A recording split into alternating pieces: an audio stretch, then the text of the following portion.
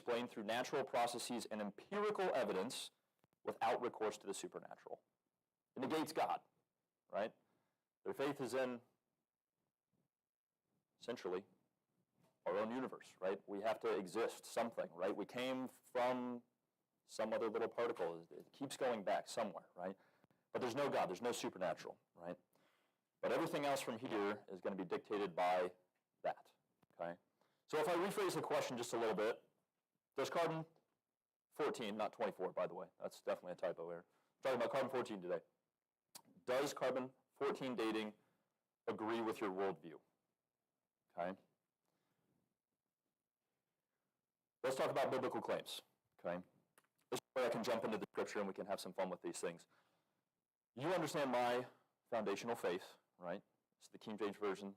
That is absolute truth. But what are the biblical claims? The who, the what, the how, the when, the why, all the things, okay? I have several different scriptures in here. As we go through these, for sake of time, I'm going to be a fast talker, and I have all these printed out for me, so don't worry, no one has to read today. I'll be the one nervously talking the entire time. So the who. Genesis 1:1. In the beginning, God created the heavens and the earth, right? God of the Bible. He created, and that's who did it, right? What? He created the universe, everything in its entirety out of nothing. But this is the interesting part, and this is the important part, inherent age. Inherent age. Now, how do I know that? Does the Bible specifically state that it's this old if I carbon dated something and that was the start line of creation? No. No. I take an evolutionary worldview and I look all the way back in time. Eventually there has to be some starting point, okay? And then we calculate all of those ages, on and on and on and on. There's an expansion of the universe, all these fun things. The hard part is they can't necessarily prove where that started, right? Where was the expansion point, right? Well, I believe that God created at one specific moment, and there has to be some level of expansion within the universe, right? We have to start with something. How do we know that? How do we know that? If we look at, again, back into Genesis here, Genesis 1:6-8 is actually talking about the separations of the waters below and above the firmaments. We're talking about multiple heavens. Created the stars, talking about the sun, right? Earth, the firmament, all of these things. They have some level of space between all of those things, right? It didn't start here. It already started with some level of an expansion, right? Isaiah 45:12, I have made the earth and created man upon it. I, even my hands, have stretched out the heavens, and all the host have I commanded. Okay? Now the other interesting part, inherent age, right? We're talking about just the universe as a whole. But then what about the creation here on earth, right? What about the things that inhabit the earth, right? Plants, birds, beasts, man, all of these things. Also some level of age, right? Did he start with Adam and Eve as babies? No. If you go and look through, there's a command to reproduce after their own kind throughout Genesis as we go, right? So they have to have some capability. We know that babies can't reproduce and create more babies, right? We have to have adults to be able to do those things. So when you're looking through there, it's Genesis 1:11. That's the command to plants. Feel free to please follow along. I know I have so much in here and so many notes to get through. I'm going to be cooking along this morning. So hopefully just strap in, buckle those seatbelts. Here we go. So Genesis 1:11 is the command to plants, right? Reproducing after their own kind, seeds. Then we have birds in 1:22. We have beasts of the earth in Genesis 1:25. And you have mankind's command to repopulate, right? Or continue to populate in 1:28, right? Again, inherent age, inherent age. That's the what. How did he do it? Spoken word. Again, multiple verses through Genesis say, and God said, and God said. Psalm 33:6, by the word of the Lord were the heavens made, and the host of all of them by the breath of his mouth. The when. This is where we start to have a pretty good argument with carbon 14, right? This is the greatest argument against biblical authenticity. It's the timeline when we're talking about carbon 14 dating, okay? And that's where we're going to have a little bit more fun, some more conversation as well. Now, what does the Bible say? Okay, this is approximately 6,000 years. If we want to get extra specific, there's your 29 years in there. But where do we get all of that? And that's the genealogies, okay? The genealogies is Genesis 5, 10, 11, and Luke 3. If we take those literally without any additional gaps between time, we're going to be able to get to about 6,000 years there, okay? If we're using other say additional non-textual books of the Bible, there's some estimations out there up to about 7,500 years. But we're still talking thousands. We're not talking about millions and billions of years, okay? This is biblical record putting us within that time frame, okay? Early Earth, okay? So again, getting more here with that biblical foundation. And then finally the why, right? What are we here for? What are we here for? Revelation 4:11, thou art worthy, O Lord, to receive glory and honor and power, for thou hast created all things, and for thy pleasure they are and were created. We're here for his pleasure. We're here to glorify God. That's really the why, okay? So now we have the biblical foundation for where we're going to be going for the rest of today. Now we get to the fun stuff as well, the science, okay? What is carbon dating? Carbon dating, right, it's a scientific method. I'm going to say scientific loosely. We're going to talk a little bit more about those types of things and the types of science. It's used to estimate, and again, I underline that word, very specific, estimate the age of organic materials. Organic just means it's living, right?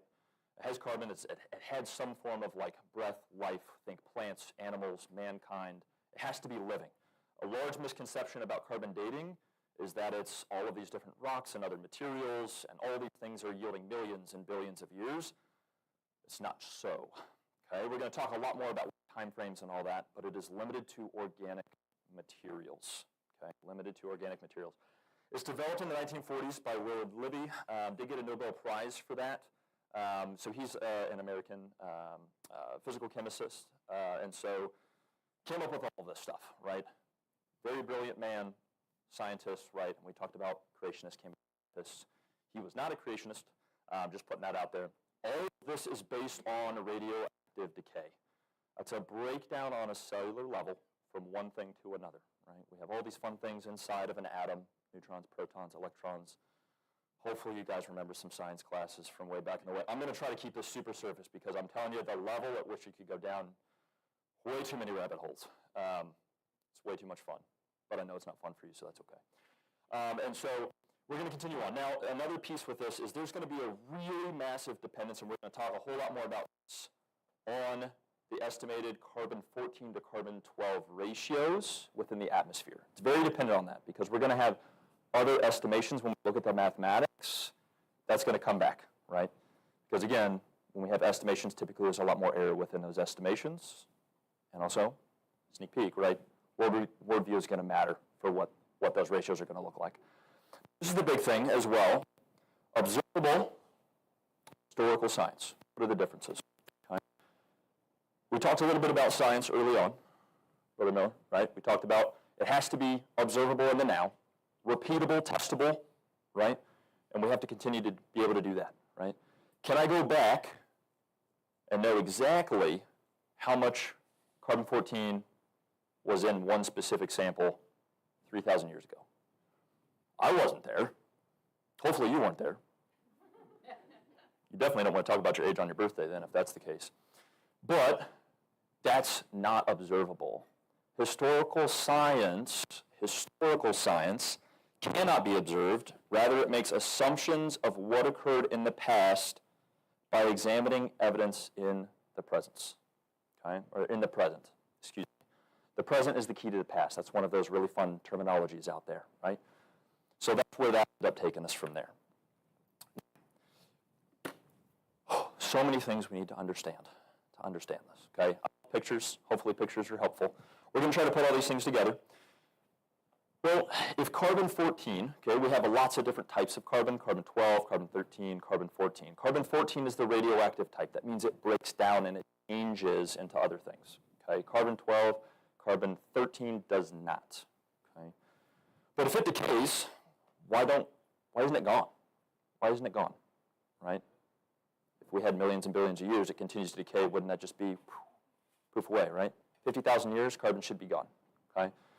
Well, in our universe, we have fun things called our sun, right? Everybody likes to sit out in the sun. So our radiation from the sun is actually going to hit our atmosphere, okay? It's going to combine with nitrogen-14, okay? We have all these different, essentially like splitting of atoms are going to occur, right? The fun thing is we can't see atoms. That's the nice part. Carbon down, split, other particles of atoms are going to combine with other things, okay? If I take a neutron and I add that to nitrogen, there's nitrogen in our atmosphere, everybody, I'm going to get carbon-14, okay? That's where I'm going to get it. But then what does that carbon-14 do? It binds to oxygen, which means carbon dioxide, also something I'm breathing, okay? Just took in a little carbon. Now, we're going to continue to have a maintenance of that amount of carbon in our body if I'm still alive, okay? Upon death, that changes, okay? Now I don't have that constant ratio being re-leveled, okay? Carbon-14 now breaks down back into nitrogen-14, okay? And it's going to happen at very specific rates, and that would be what's called our half-life, okay? That's our fun little picture down in this corner, which I got some bigger ones, which we'll talk about from there, okay? So, again, let me just recap some of these, because I know this is a lot. This is a lot. Living organisms, we absorb carbon-14 and even carbon-12 through carbon dioxide. We breathe it, right? When that living organism dies, it stops intaking carbon-14. Carbon-14 then decays via beta decay, for you fancy scientists out here, and they love all the words. Emits a neutron, becomes nitrogen-14. So it's changing its structure, okay, becoming a different element. That rate at which it does that is our half-life, okay? A half-life of carbon is approximately 5,730 years, okay? Every element is a little bit different. And again, when we're talking about radiometric dating as a whole, there's tons of other elements they're going to try to utilize, okay? We're looking at carbon-14 today, but we're going to look at the assumptions that really overarch all of those things, okay? So that's really specific, very scientifically defined, okay? Now, the original amount of the carbon-14, we just talked about that a little earlier, right? Do I know what that original amount was at the time of death? I don't know. I can't directly measure it.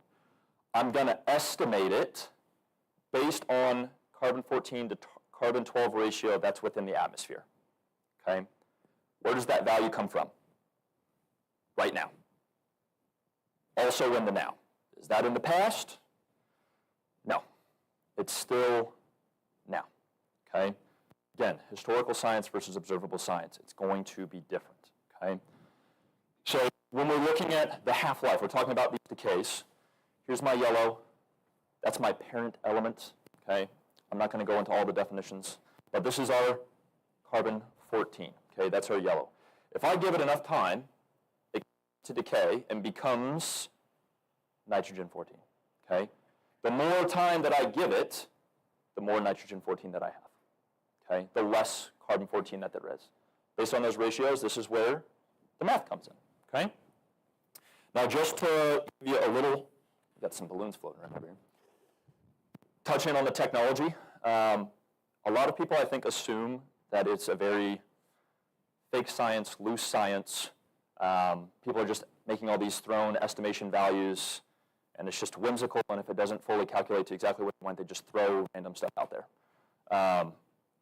It's very technological. You're talking about science labs, hundreds of them across our world that are millions and millions of dollars worth of education for these individuals and millions of dollars worth of materials that these things are being used. So the accelerator mass spectroscopy, that's how we actually get some of these determinations. There's a lot of different types of accelerator mass spectroscopes. Just so you have a reference with these, this is a new variant that they utilize. It's just faster, it's cooler, it uses laser beams. It's cool, it's cool. Fun things like thermal oxidization. Basically, they blow stuff up, they turn it into ions, and then they analyze it. Cool stuff. We won't talk about that, though. And so let's talk about the math. Let's talk about the math. So I want to know what the age of the sample is, right? So how do I get that? Formulas. I love formulas, right? I'm not the biggest math guy, to be honest with you, but I just like science as a whole. So I need T, time, right? That's my age of my sample. That's what I want to get. I'm solving for it. Here is my fancy formula, okay? Lambda, that's my decay constant, okay? A decay constant is essentially a half-life. It's very specific to whatever element that I'm looking for, okay?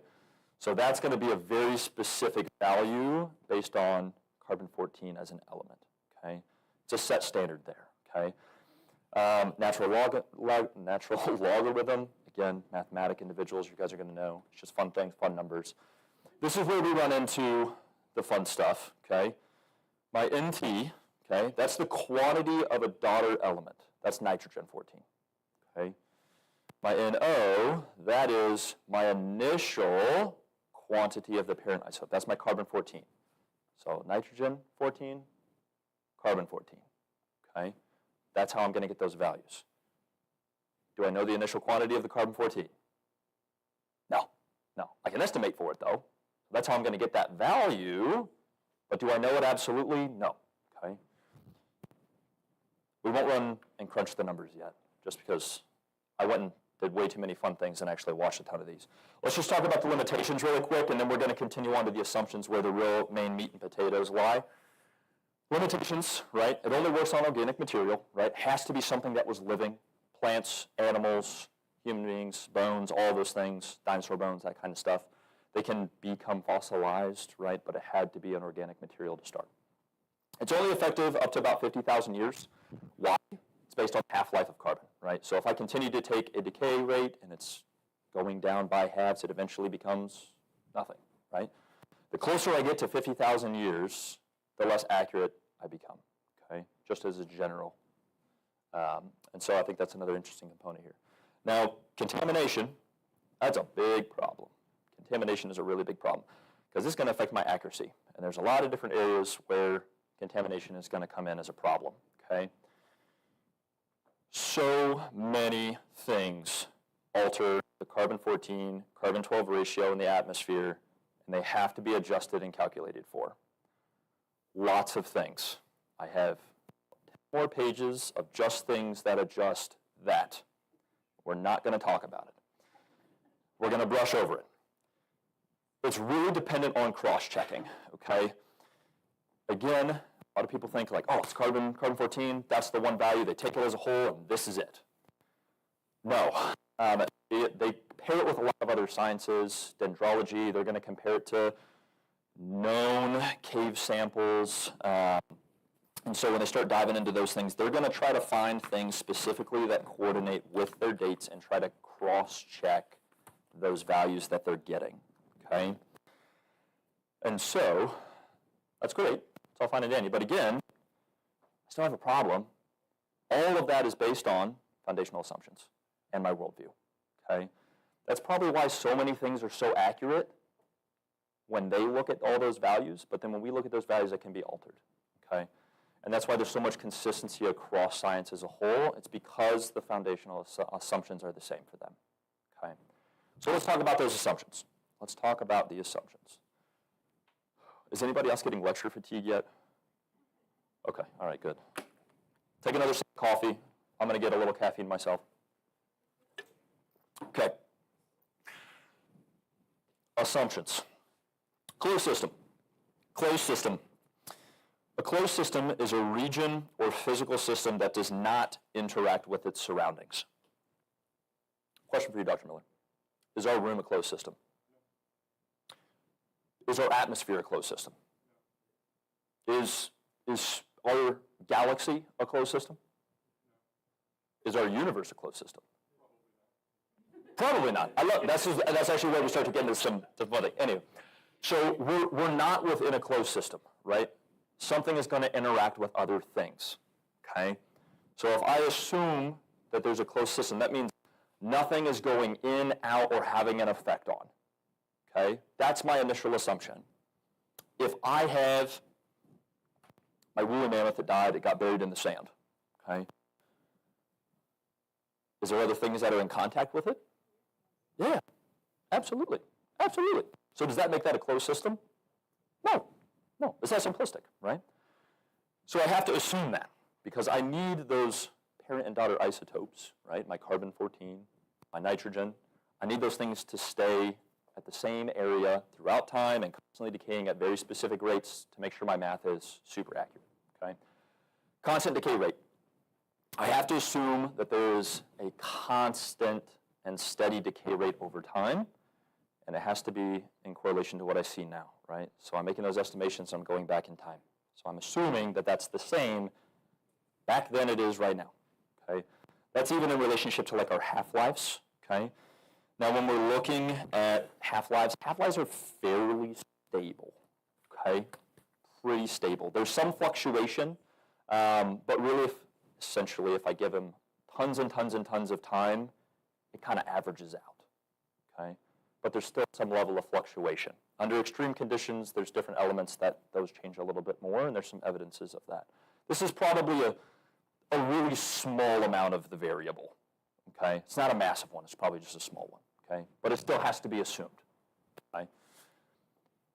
Constant ratio of carbon-14 to carbon-12, okay?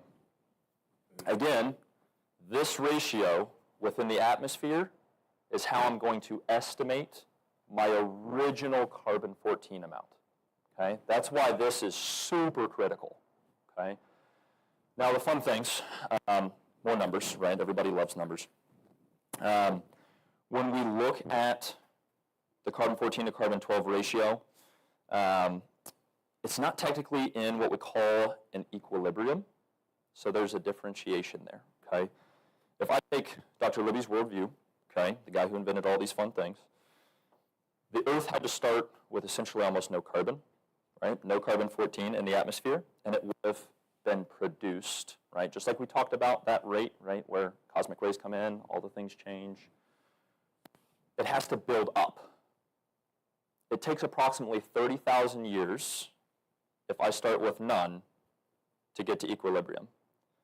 Right now, science suggests that it's still not at equilibrium, okay? So we're probably not in the millions and the billions. That's just a fun aside. But they're going to essentially produce and disintegrate at different rates, right? There's more production than there is breakdown or decay, okay? So that would mean that I'm trying to get towards that equilibrium, okay? But there's tons and tons and tons of things that affects those rates, okay? But I have to assume that it's technically at equilibrium and it's been at equilibrium. Because stating as if I was an evolutionist, it's been billions of years. It's fine. We've had plenty of time for that to figure itself out, okay? The data interpretation agrees with worldview. Absolutely, absolutely. If I'm a naturalist, right, no supernatural. I can't have a supernatural creation. It has to start with something, and I'm probably going to need billions of years to try to make that seem logical and actually get to that point, okay? And again, we talked about that, like, present is key to past, right? I'm making calculations from now, and I'm making assumptions about history, okay? But that's going to mean a lot, okay?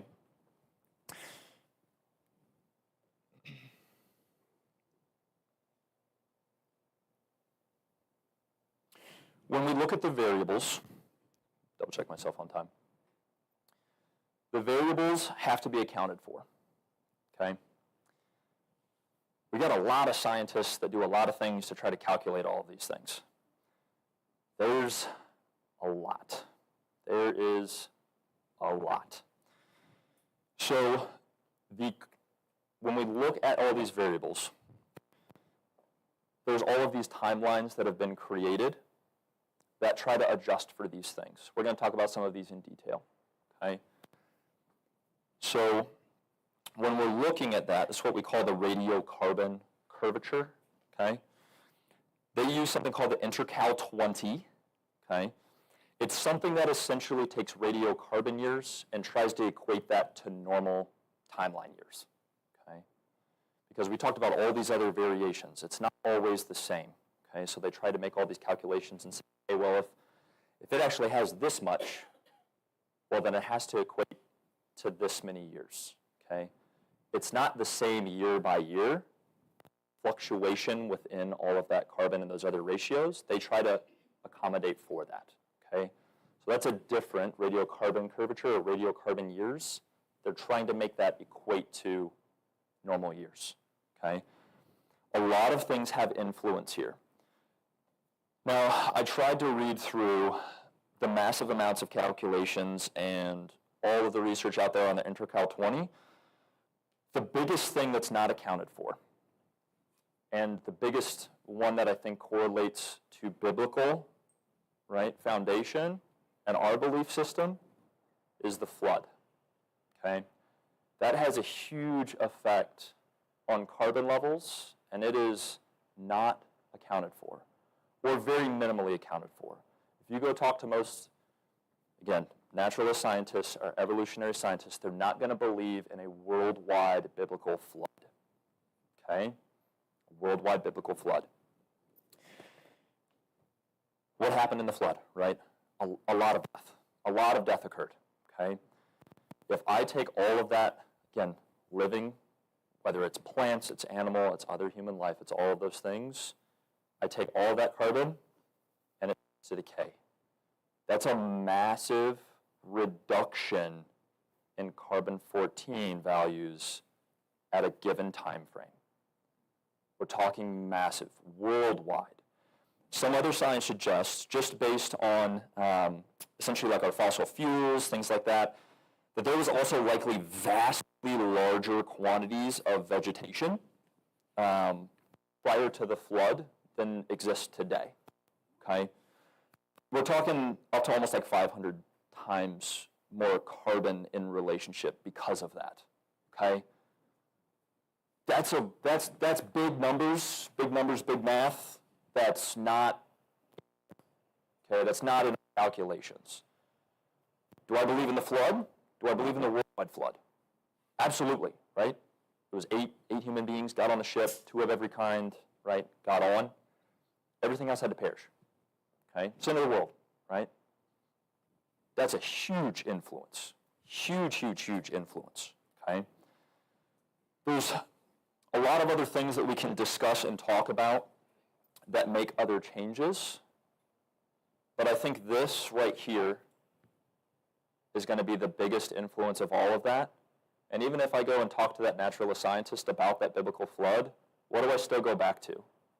My worldview, Scripture, right? It's the Bible. That's my foundation, okay? Biblical scientists or biblical creationists, there's an interesting study out there. It's called the RATE, R-A-T-E. There was a lot of creationist scientists that went back and they tried to essentially make other calculations kind of based off of that Intercal 20, right? They made adjustments and tried to get other ages, right?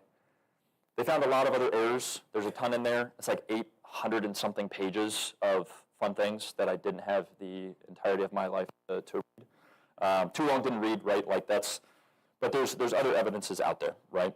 For why there is so many other changes. Now, there's things that they do account for, right? But still have an influence, okay? What about atomic and the nuclear radiation? Okay, we're talking about like atomic bombs, right? Atomic bombs, nuclear reactors, think fossil fuel burning, like coals, things like that, right, to generate energy. All of those things have an influence. When we look at atomic bombs, even just between the years of 1955 to 1963, there was almost a doubling of the amount of carbon-14 in our atmosphere. Okay? It's pretty substantial. Cool. Was it measurable at the time? Yeah. Kind of. Yeah. Right? If there's old enough scientists, there's a record out there that can show some of that, right? But again, that's near history, right? I can make a lot of adaptations for really close history, okay? Same thing with nuclear reactors. I think it was, I'm gonna guesstimate on the year here, but I apologize. I think it was in the year 2000 is when they made some other like laws where they had to like specifically regulate and then try to calculate all of the amount of carbon that's actually leaking in, which results in carbon dioxide and global warming and then all these fun things that come along. So they started tracking these numbers pretty heavily, but also in the year 2000, okay? So again, they make some of the estimations for there, but there's still other things. There's still other things, right?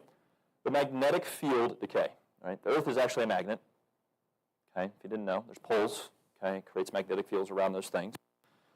That's actually decaying, okay? The interesting part about the magnetic field is it shields us from cosmic radiation, okay? If you already remember, I know you guys remember everything so far, so much, and you're doing so well. If we think all the way back to earlier on, I said the cosmic radiation that comes in, hits the atmosphere, helps produce carbon-14, okay? If I start to have a decay of my own magnetic field, right, I get more cosmic radiation, I'm going to have a greater production of carbon-14, okay? So again, I have something that's going to change, okay? We can currently measure some of that change. Did they have the scientific tools 2,000 years ago to measure the change in the Earth's magnetic field decay? Now, again, right, not observable, it's historical sciences, okay? Solar flares can have an influence. Again, we're talking about that cosmic radiation. That can have one. One that I think was interesting, they used some historical sciences, and they used cross-checking and other things like our dendrology to try to calculate some of this.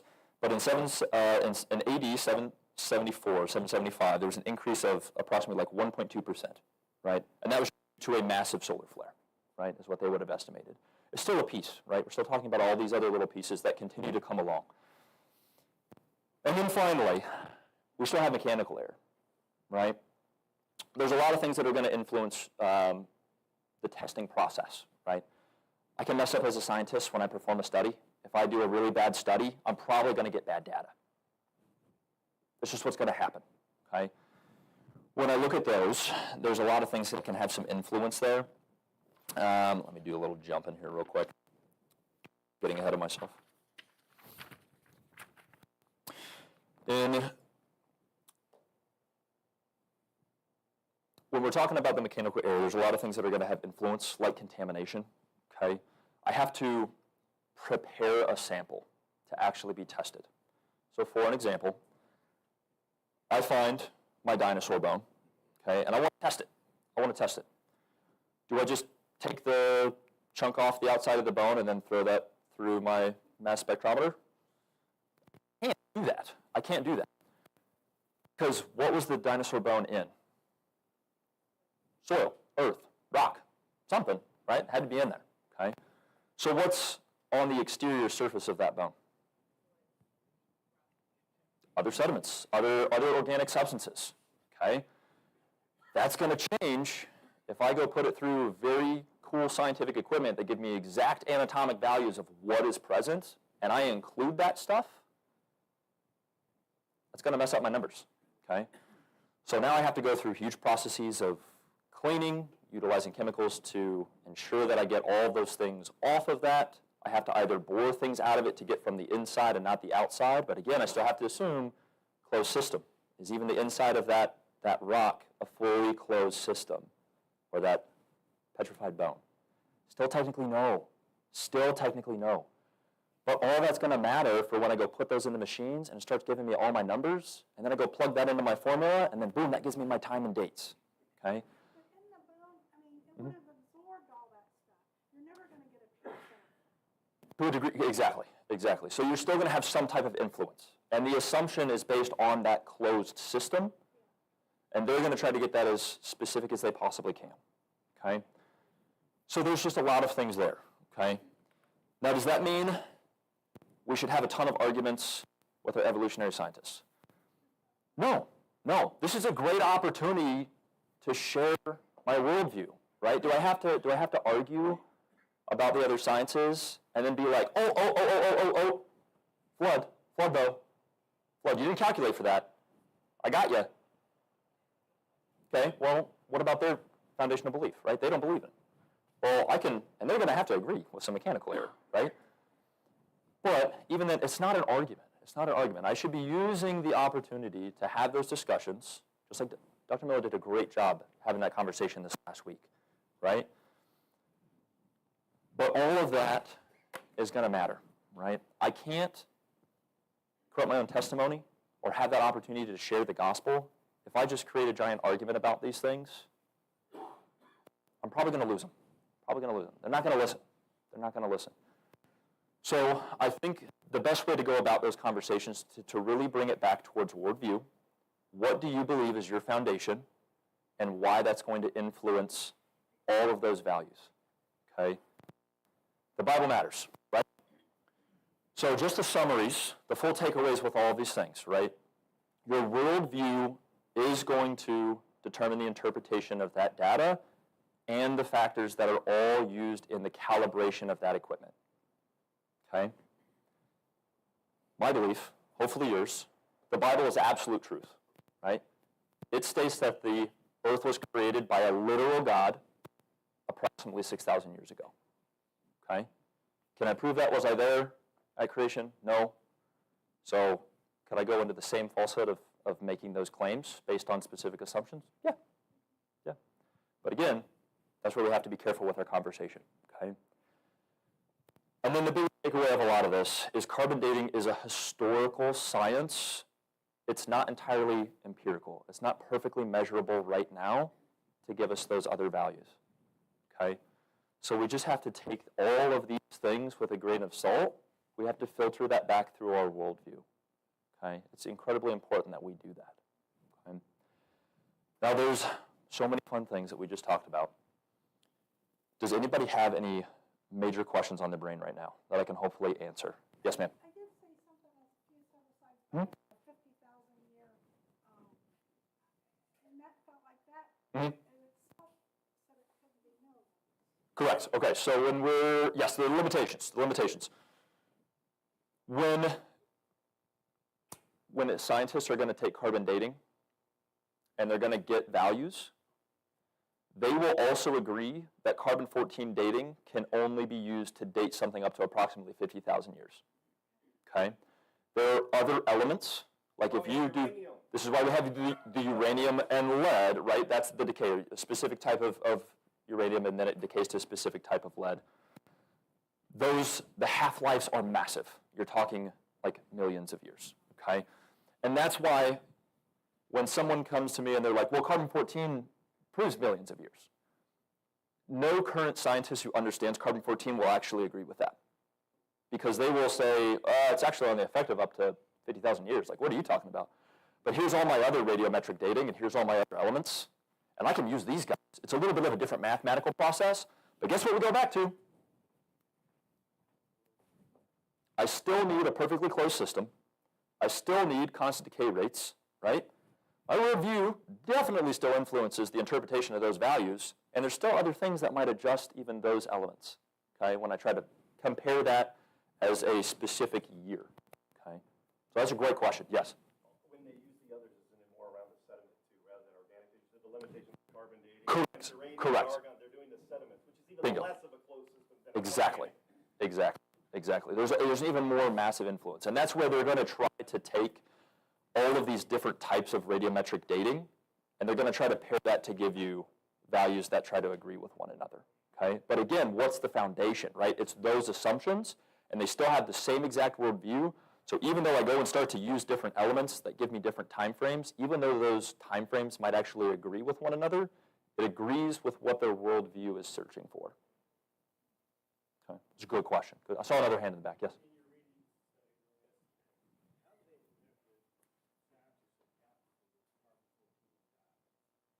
So that's an interesting component piece within that one.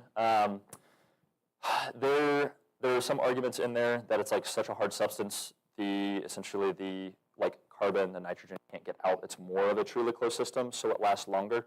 And I think that's kind of a interesting piece. But again, it's not truly a closed system. And that is a great argument in and of itself because, let me see where this guy went, because I think I have him down in a different subsection for you.